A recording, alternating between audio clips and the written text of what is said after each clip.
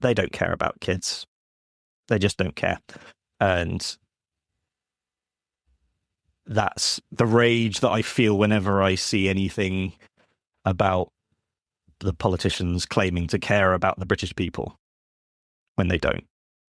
I don't really want to exclude young people from social media because I think there's a lot of benefits to interacting with other people. How do you make friends if not by talking to strangers? Children today very much are. They're born into the digital world. They have digital things around them from birth, basically. I've seen friends who are young parents with their babies, and their babies are constantly paying attention to and watching them on their phones.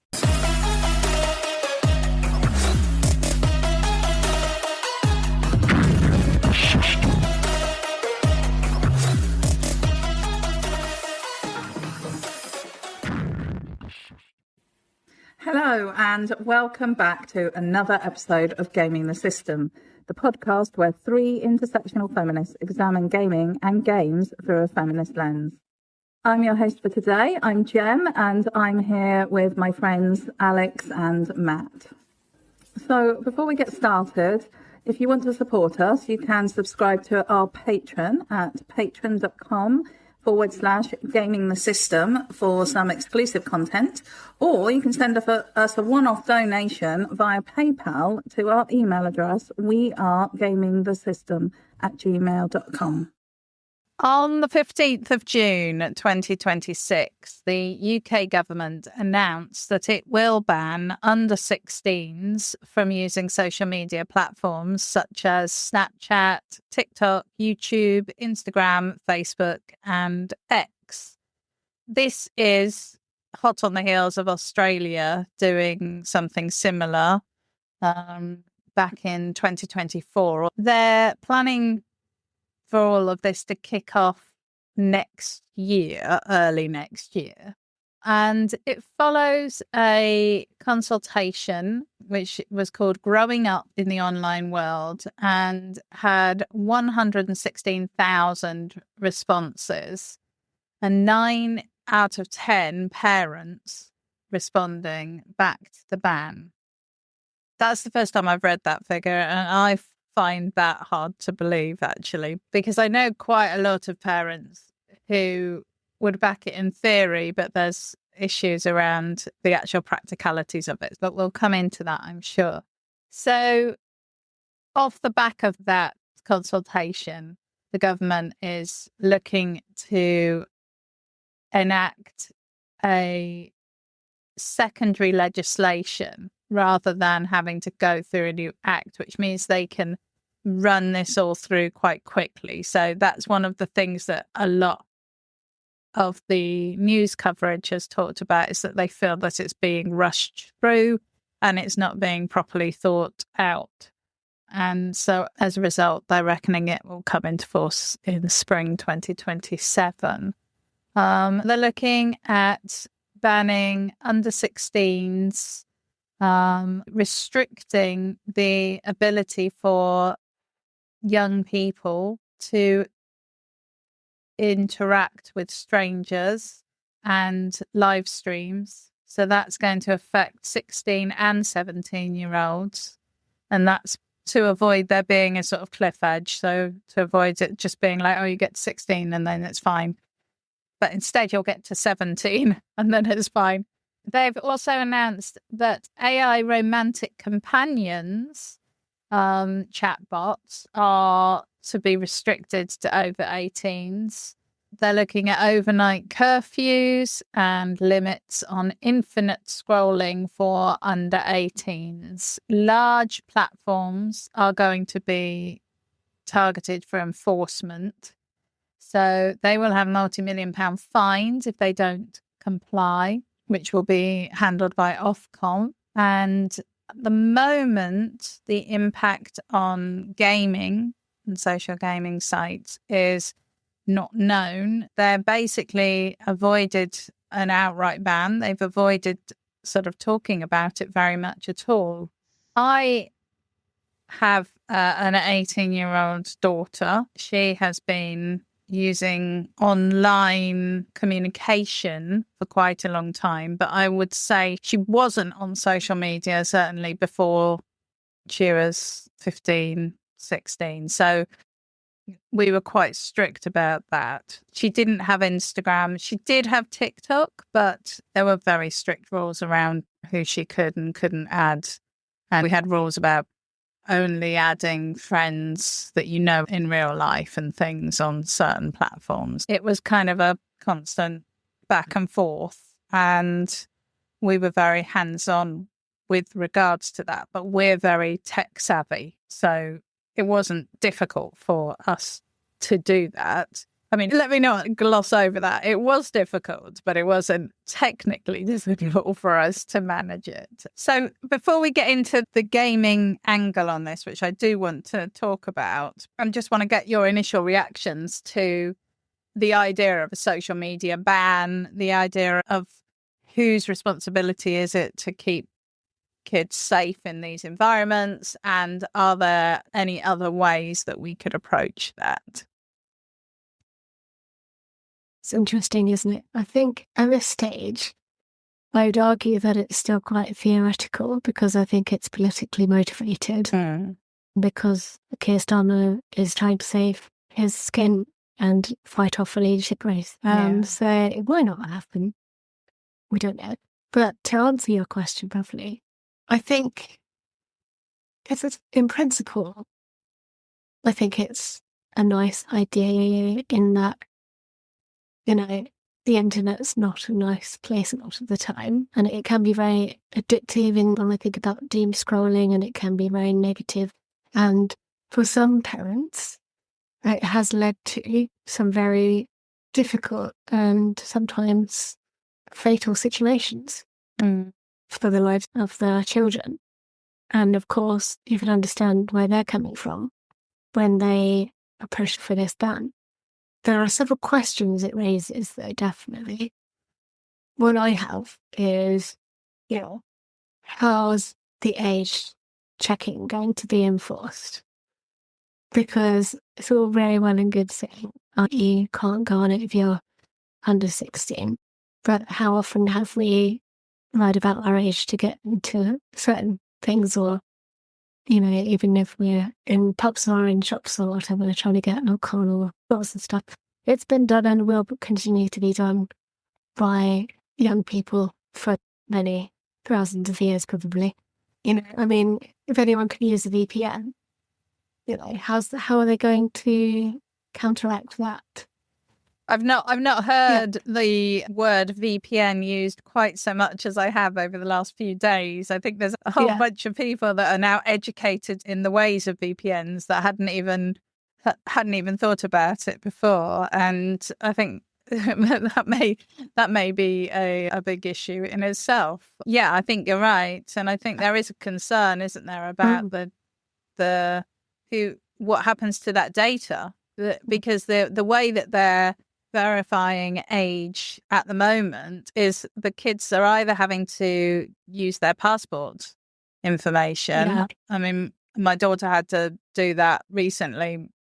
I've done that as well. It's pretty wild, isn't it?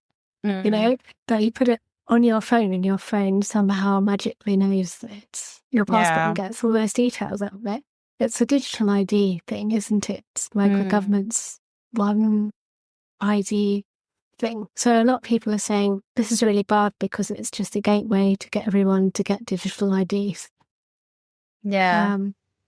And fundamentally, I don't have an issue with the concept of digital IDs, but I do have a problem with it not being properly managed. And I think when you combine that with the fact that Palantir have been given access to all of our NHS data and things like that, and you just think, this is becoming very dystopian very quickly.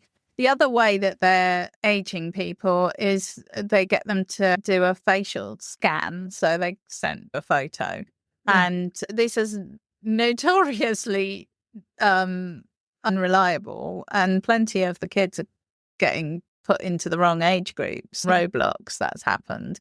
And, that's frustrating for the kids. It's also problematic. If suddenly a 20-year-old gets put in with the 13-year-olds, then you're not helping anyone. You're not achieving what you're trying to avoid. So I think it feels like there's a lot of questions. And I think it's also important to say that one of the key things is that obviously this has already been in place in Australia for a while, so we can see how that's worked. And apparently it isn't working very well. And lots of the kids are actually kind of circumventing a lot of the checks. And as you said, Alex, we used to have fake IDs when we were younger, and that where there's a will, there's a way. So Matt, what do you think about all of this? That's basically what's been going on in my head all day, and I've been trying to funnel it into writing some shit down so my head doesn't explode. So, to preface this bit that I want to say is, have either of you read the Iliad?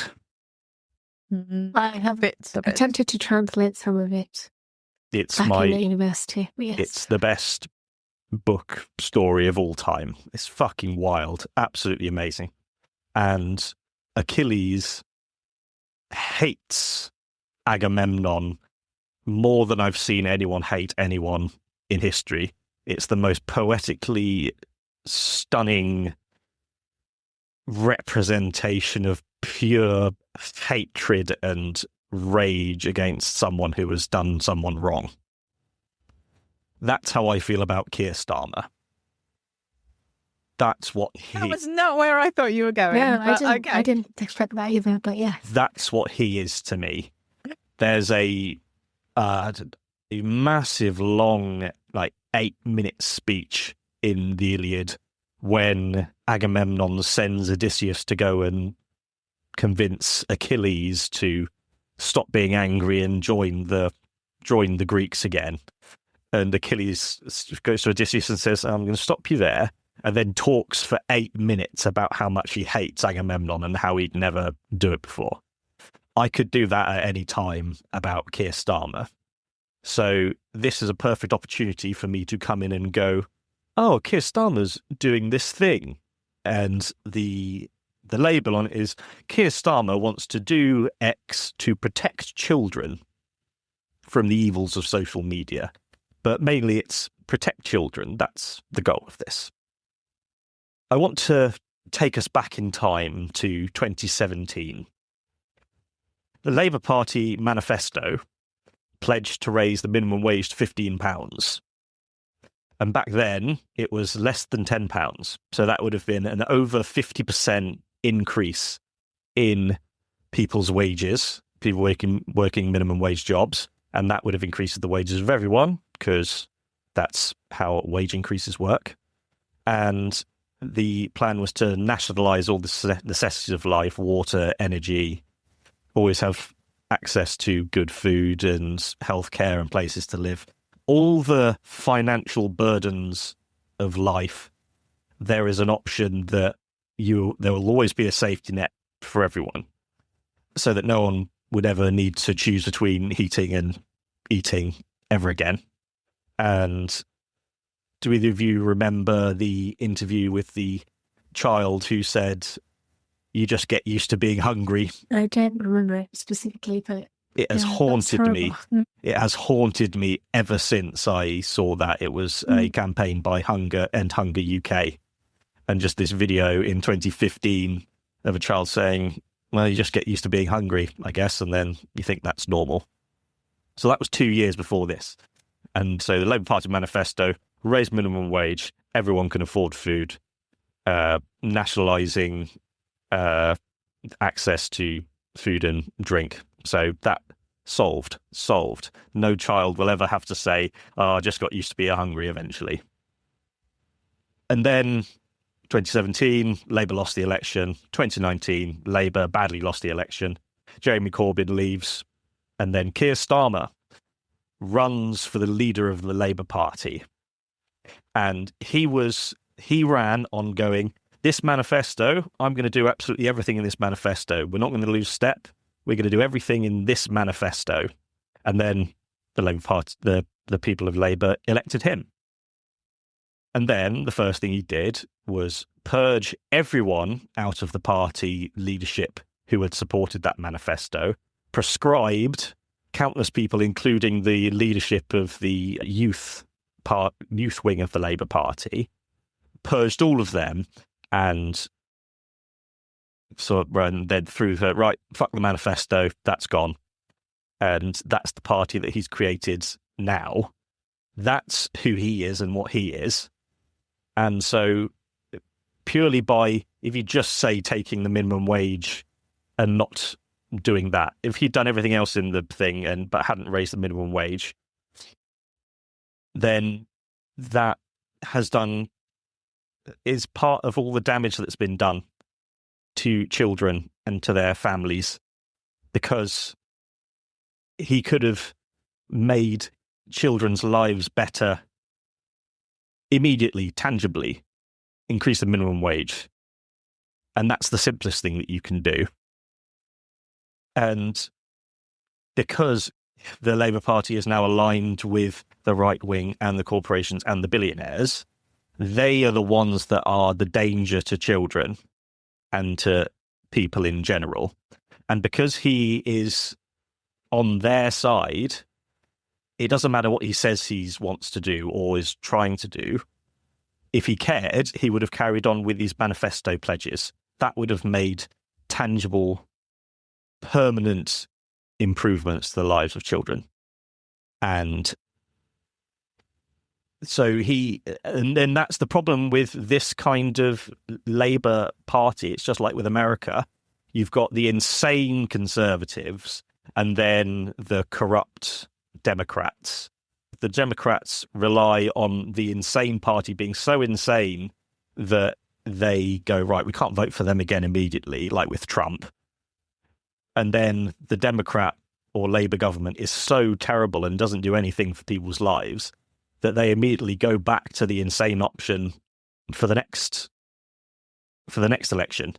And so this is exactly where the Democrats were, doing the exact same sort of thing.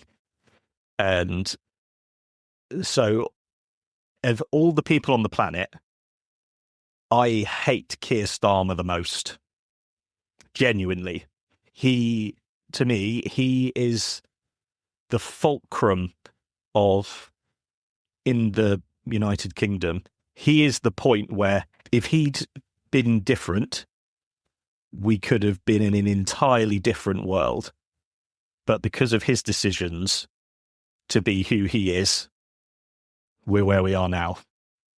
No one had a bigger chance to make where we are right now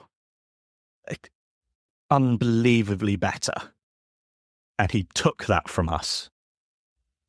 And so him doing this now is just another big fuck you to everyone, really, because they don't care about kids. They just don't care. And that's the rage that I feel whenever I see anything about the politicians claiming to care about the British people when they don't. So it's a shit policy, a shit unworkable policy if it was coming from the right place. But because it's not coming from the right place either, it's just shit and unworkable and disingenuous. Yeah. So I hear what you're saying, Matt, and I think it's very disappointing where we find ourselves right now with regards to the current political situation in the UK. I think that's probably the most generous statement I can make. It's just very disappointing. Can we see if we can work this through in a positive way? And what would a good system of protecting young people from the dangers and the harms that are present for social media and online life, what would that look like? Because I think, it feels to me a little bit like how we approach smoking. You know, we knew that smoking was bad for us for a very, very long time. And we sort of said, oh, okay, well, we're going to ban smoking for kids under 16. But plenty of kids under 16 started smoking. And yeah, I remember getting friends to go and buy cigarettes for me or buying cigarettes when I was under 16. I don't smoke anymore. I haven't smoked for like 25 years, but it wasn't unsociable to smoke 20 years ago. Well, 30 years ago. It absolutely wasn't, even though we had known the significant dangers of tobacco for such a long time. And I feel like this is the same sort of argument. We know that social media, when it is not managed properly, and I don't mean managed by the individuals, I mean managed by the corporations, when content is allowed to just be whatever people choose to put on, and there's no, I'm going to say moderation, and I know moderation is a red flag to a lot of people, but I think, you know, there has to be an element of moderation as to what do we want to be allowed here. When somebody crosses those lines, that content should be removed instantly. There shouldn't be faffing about. People should be very clear about that. And what's happening is that young people are being exposed to harmful content. I heard an interview with the man who invented the kind of forever scrolling, and he said he had not realized how it was going to be used, and he is horrified. He feels a little bit like the inventor of the nuclear bomb, because it's like, oh my God, I created this thing. And then, but at the time, there wasn't things like social media, so it was just like, oh yeah, we can do a thing that lets people just keep scrolling down the page, but nobody's going to want to keep scrolling forever, so it's, you know, it was going to be self-limiting, but of course it isn't. And I know they have made changes now already, because I've seen it, yeah, on my Instagram. Sometimes it will say, do you think you've done enough for now, do you want to stop? And I'm like, I could, and then I will actually usually stop within a couple of minutes of saying that. So I think it is having an effect. Absolutely. But it's the same as the Wii. Did you ever play on the Wii for how many hours, and then it was like, you should go and take a break outside. Do you want to turn me off and go and be outside? And then you never pay attention to it. No, anyway. I don't. Yeah. So I'm just really It's funny. wondering, what would a safe environment for young people, vulnerable people, look like without excluding? I think my personal position is that I don't really want to exclude young people from social media, because I think there's a lot of benefits to interacting with other people. How do you make friends if not by talking to strangers? We don't want kids that are only interacting with people in their families and their immediate friend circle. I don't think that's going to be very good for children either. So how do we create a safe environment for kids in these spaces? I think it's important to acknowledge that as millennials, we grew up with the birth of the internet, so to speak. When we were very young, we weren't digital natives. Children today, very much they're born into the digital world. They have digital things around them from birth, basically. I've seen friends who are young parents with their babies, and their babies are constantly paying attention to and watching them on their phones. They're already being exposed to it from a very young or developmental age. Again, it's the same as saying, when we said about AI, it's here to stay. Being around technology and digital interfaces is here to stay. So I don't think we should ban children outright, because this is the world they are born into. And I don't know any different. But we should be mindful of the impact that it is having on us as a human race. I think, similar to smoking, we need to be able to have those protections in place. You can certainly impose preventative measures like time limitations. We all have those settings on our phone where we can set screen time for or take a look at how much screen time we've been using our phone for and see exactly where we've been spending the most time. I get weekly summaries of mine come up as well. So we have information available to tell us about our habits. And I think if we can use that in a creative way to curb some of the worst of those, the ones that are having a more negative impact on us, actually realising when something has turned from being positive into negative, the impact, and being aware of how that feels within us as individuals is important as well, because sometimes it's not easy to recognise when we've gone over the limit, so to speak. We as individuals can certainly harness those bits of knowledge, but as we have said also, it is down to the massive corporations and people that run these social media companies to impose more structure, more controls, and actually take ownership and be accountable and look after people on these platforms. How they do that is open for discussion, but I think that's my 2 pence on it at this point. I think it is about a balance, and I think we have the tools to deal with it because we're mature. But I think a 7-year-old they're not going to care. They don't appreciate the harm that staying up all night watching YouTube is going to do to them. They're not the ones that have to deal with their grumpy little asses the next morning, and I think it is really challenging, especially when at the same time we're making parents work their butts off and finances are challenging and times are hard, and the last thing you want to do is have a row with your kids because you're not letting them use, YouTube or Roblox or go on TikTok. And so there is a real challenge there. And I think you're right, Matt, to highlight the political element underlying this, because it's so easy to miss that. And I think that's one reason why I started thinking about the tobacco industry, because of course that was so political. And the reason why it was such a long time before it was even talked about banning was because the government was making huge amounts of money off the tax of people buying cigarettes. And it's so immoral to tie government income to something that's so addictive. It's just has so many problems associated with it that it's just crazy. And yet that is what happened. I'm interested, Matt, in what do you think would be a practical solution to this? Let's say Keir is replaced and the next person to come along. I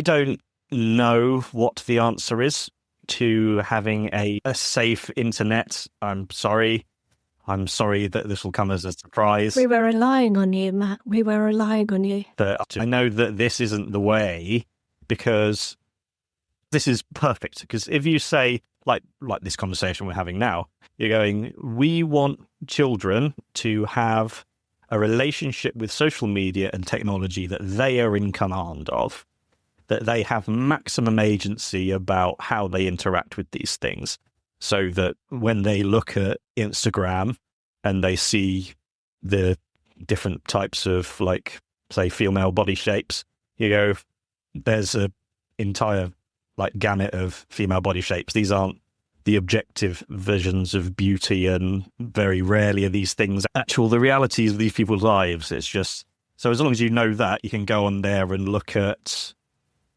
your favorite sports stars, your favorite tennis stars, and use it the way that you want to use it.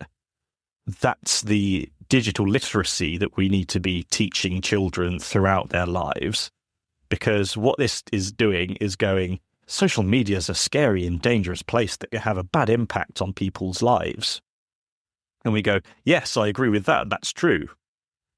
What are we going to do about that? Are we going to regulate things? Are we going to have stricter government regulations and international regulations and fines and courts in an entire new government office dedicated just to keeping these digital places in line? Or we're going to say, we won't do anything to actually the social media and the internet itself. We're going to say we're not going to touch that. We're just going to not let people do it under the age of 16. But when they get to 16, they just get pushed out into it and go, oh yeah, they'll be fine managing it now. Which is just like with America and drinking. You go, right, you can't drink until you're 21. But everyone starts drinking before then anyway. And when it is confusing and illicit, like this will be, because everyone's response to this is going to be, that doesn't really make sense, and how are you going to enforce it? And so even if they do pass it, it's going to be circumvented, and it's just going to be a mire, so it's not going to solve anything. We're almost out of time. I'd like to talk at some point about government recognizing what the ills of society are. Because when you say, yes, social media can be bad for people's mental health, you can say that and go, yep, that's just true across the board.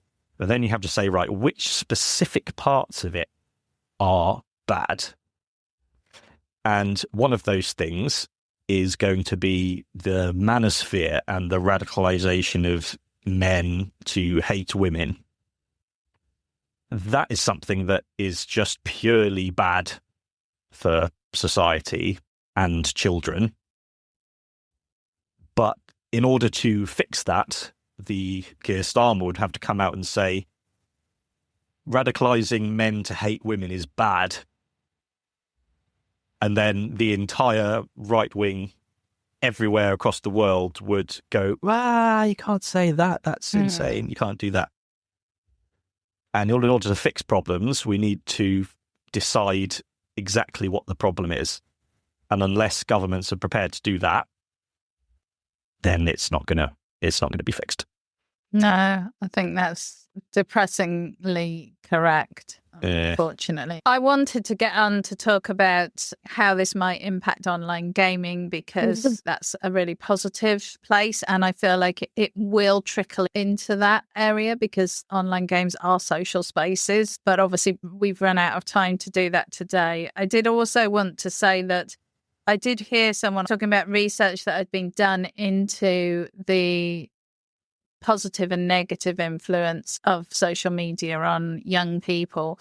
And there's more compelling evidence to say that overall it is a positive force than a negative force. There is some evidence to say that it does have negative effects. And I think what Matt's saying is spot on, really, because it's about recognizing where the negative and the positive areas are and tackling those. But that's a much bigger project. And, you know, when we've got people like Elon Musk running social media platforms and tech platforms, and all the other guys who are just looking at it from money, who are coming at it from the sort of patriarchal capitalist background, I think it's baked in, isn't it? This harm, all these harms are baked into the systems, and it's going to take a lot to unpick it.